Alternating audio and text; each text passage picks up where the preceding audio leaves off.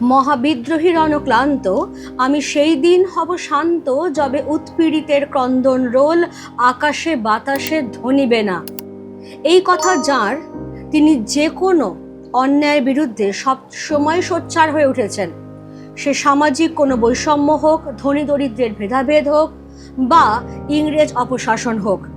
তিনি বিদ্রোহী কবি কাজী নজরুল ইসলাম। ভাঙার গান নামক কবিতাটি তার ভাঙার গান নামক কাব্যগ্রন্থের অন্তর্গত।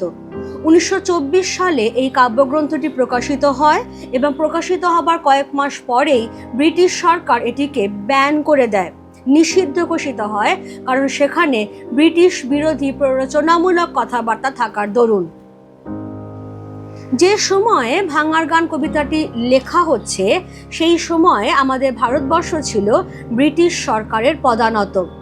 ফলে ইংরেজ সরকার আমাদের ভারতবাসীদের ওপর বিনা কারণে অন্যায় অত্যাচার করছে, নিপীড়ন চালাচ্ছে, শোষণ চালাচ্ছে এবং আমাদের মা ভাই বোনেদের স্বাধীন করবার জন্য তরুণ ভারতীয় বীর বিপ্লবীরা ঝাঁপিয়ে পড়েছেন স্বাধীনতা আন্দোলনে। তাদের এই যে অপরাধ, এই অপরাধের শাস্তি হিসেবেই তাদেরকে কারারুদ্ধ করা হচ্ছে, তাদেরকে ফাঁসি কাঠে ঝোলানো হচ্ছে। পাষাণ বেদিতে, অর্থাৎ জেলখানার যে একটা কুঠুরির মধ্যে যে পাথরের বেদি থাকে, তার সঙ্গে শেকল দিয়ে বেঁধে চাবুকের পর চাবুক মেরে রক্তাক্ত করা হচ্ছে। কিন্তু এই শেকলই হয়ে উঠছে এই তরুণ বীর বিপ্লবীদের কাছে পুজোর মন্ত্র। কারণ এই শেকলকে বরণ করেই তারা তো তাদের দেশমাতৃকাকে শেকল মুক্ত করতে পারবেন। কবি এই পরিপ্রেক্ষিতে কিন্তু এই যে ভারতীয় বীর বিপ্লবীদের ওপর বিনা কারণে যে অন্যায় অত্যাচার চলেছে, তিনি সহ্য করতে পারছেন না। তিনি প্রতিবাদে, ক্রোধে গর্জে উঠছেন। আর সেই পরিপ্রেক্ষিতেই লেখা হচ্ছে ভাঙার গান কবিতাটি, যেখানে কবি তরুণ ভারতীয় বীর বিপ্লবীদের উদ্দেশ্য করে বলেছেন যে তারা যেন ইংরেজদের অত্যাচারের প্রতীক ওই কারাগারগুলোর লোহার দরজা একেবারে ভেঙে ফেলে দেয়। তারা যেন পুরোপুরি লোপাট করে দেয় এই যে সমস্ত শিকল, এই সমস্ত পাষাণ বেদি একেবারে যেন লোপাট করে দেয় চিরকালের মতো, যেগুলোতে এই বিপ্লবীদের রক্ত জমাট হয়ে রয়েছে। তরুণ ভারতীয় বীর বিপ্লবীরা কবির কাছে ঈশান বা মহাদেবের মতো। ঈশান হচ্ছেন মহাদেবের রুদ্রমূর্তি। পুরাণে আছে যে জীর্ণ পুরাতনের ওপর মহাদেব রুদ্রমূর্তিতে প্রলয় নৃত্য করেন। তার নৃত্যের প্রতিটি পদক্ষেপে ধ্বংস হয়ে ওঠে অনিবার্য, আর সেই ধ্বংসের ওপরেই তিনি নতুনের সৃজন করেন।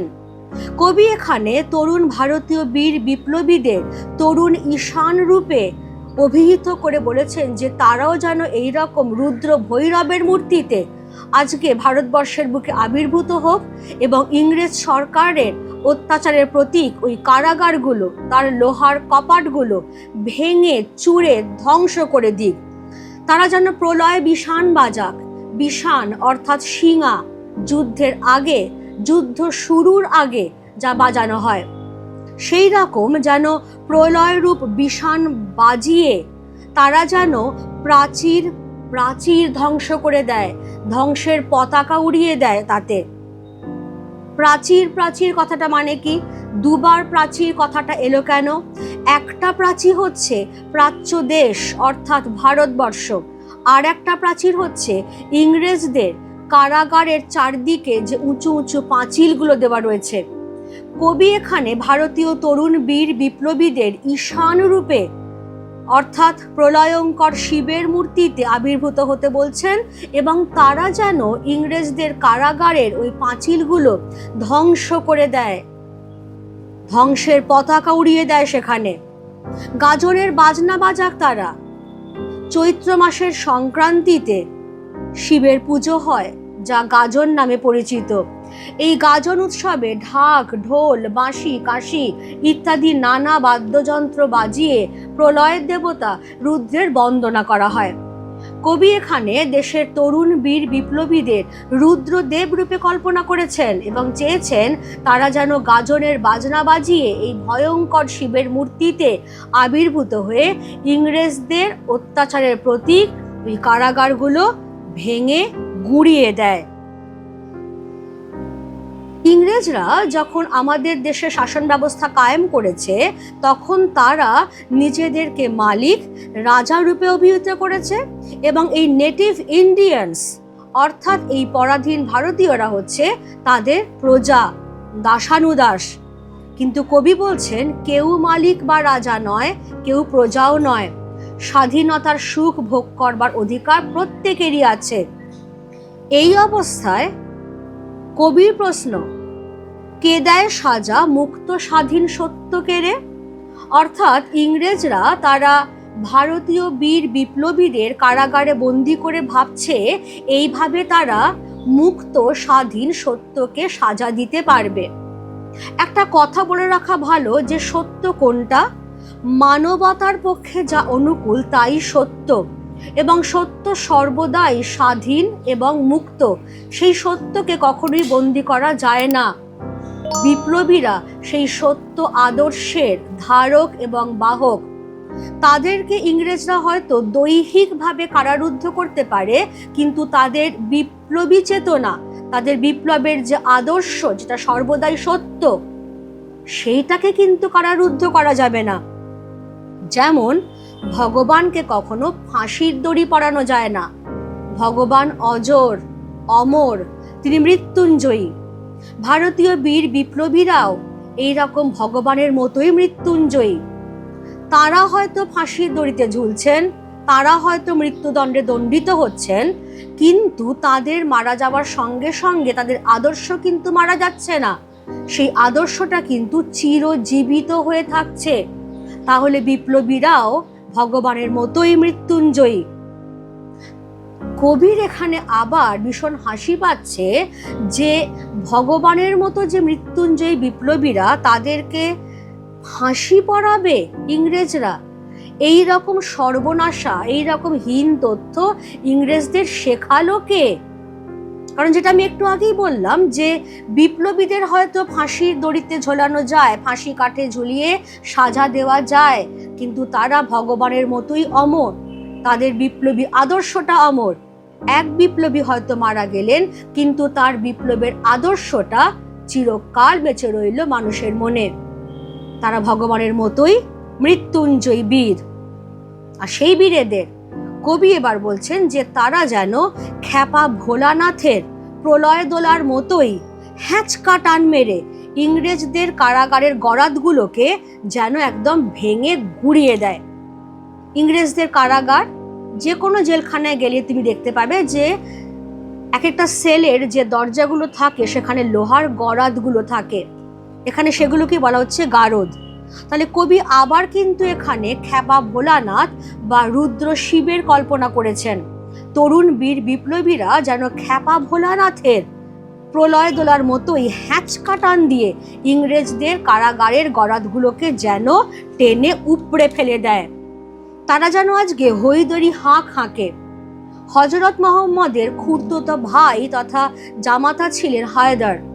যুদ্ধের সময় তিনি এমন ভয়ঙ্কর হাঁক দিতেন যা শুনে শত্রুপক্ষের বুকের রক্ত হিম হয়ে যেত। তেমনি কবি চেয়েছেন যে স্বদেশের বীর বিপ্লবীরা যখন মুক্তিযুদ্ধে সামিল হয়েছেন, তখন তাদের কণ্ঠ থেকে এই রকমই যেন ভয়ঙ্কর হাঁক বেরোয়, যেটা শুনে ইংরেজ শাসকদের বুকের রক্ত হিম হয়ে যায়। তারা যেন কাঁধে দুন্ধুবি ঢাক নেয়। দুন্ধুবি ঢাক বিশাল বড় আকারের যে ঢাক, যা যুদ্ধের আগে বাজানো হয়। এখন তো যুদ্ধ শুরু করবারই সময়, ইংরেজদের সঙ্গে সামনাসামনি যুদ্ধ। কাজে সেই দুন্ধুবি ঢাক বাজিয়ে প্রলয় যুদ্ধের সূচনা করতে হবে। এমনভাবে হাঁক বা চিৎকার দিতে হবে যা শুনে ইংরেজ শাসকের বুকের রক্ত হিম হয়ে যায়। ডাক ওরে ডাক, মৃত্যুকে ডাক জীবন পানে। মানেটা কি কথাটার? অর্থাৎ কবি বলছেন যে ইংরেজরা বিপ্লবীদের সাজা দিচ্ছেন, তাদেরকে শেকলে বেঁধে তাদের ওপর চাবুকের বাড়ি মারছেন, পাষাণ বেদি রক্তাক্ত হয়ে যাচ্ছে বিপ্লবীদের রক্তে, মারাও যাচ্ছে তারা। কিন্তু এই বিপ্লবীদের মৃত্যু শত শত বিপ্লবীকে অনুপ্রাণিত করছে বিপ্লবে যোগ দেবার জন্য। সুতরাং এই যে ডাক ওরে ডাক মৃত্যুকে ডাক জীবন পানে, যে মৃত্যুর মধ্যে দিয়ে নবজীবনের সূচনা। এক বিপ্লবী মারা গেলেন, আরো শত শত বিপ্লবী তার আদর্শে অনুপ্রাণিত হয়ে ঝাঁপিয়ে পড়লেন মুক্তিযুদ্ধে। তারা দেশবাসীর জীবনকে সুরক্ষিত করবার লক্ষ্যে আজকে দৃঢ় সংকল্প।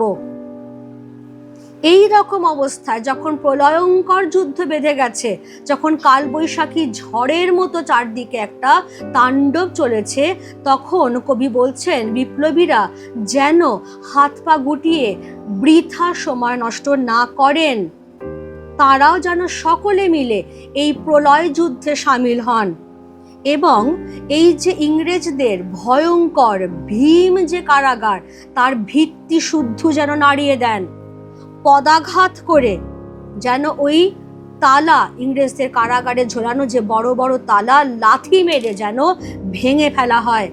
ইংরেজদের যত বন্দিশালা হচ্ছে সেইগুলোতে সমস্ত কিছুতে আগুন জ্বেলে যেন তাদের সমূলে উপড়ে ফেলা হয়। ফলে এইরকম ভাবেই কবির যে প্রচণ্ড রাগ, পরাধীন ভারতীয় হিসেবে যে রাগ, পরাধীন ভারতীয়দের ওপর ইংরেজদের অত্যাচারের জন্য তার যে রাগ, সেই রাগই তার লেখনীর মাধ্যমে তিনি ফুটিয়ে তুলেছেন এবং বীর বিপ্লবীদের অনুপ্রাণিত করেছেন তার লেখনীর মাধ্যমে, যে তারা যেন অলসভাবে বৃথা সময় নষ্ট না করে প্রলয়ঙ্কর শিবের মূর্তিতে আবির্ভূত হোক আজকে, এবং ইংরেজদের বন্দিশালাগুলোকে যেন একেবারে সমূলে ধ্বংস করে দিক ইংরেজদের শাসন ব্যবস্থাকেও ভারতের বুক থেকে। তবেই ভারতবাসী চিরমুক্তির, স্বাধীনতার স্বাদ উপভোগ করতে পারবে। ভালো করে একবার দেখে নিও কবিতাটা, আমি বুঝিয়ে দিলাম। কারোর যদি কোনো ডাউট থাকে ডেফিনেটলি আমাকে কমেন্ট বক্সে জানিও। Thank you.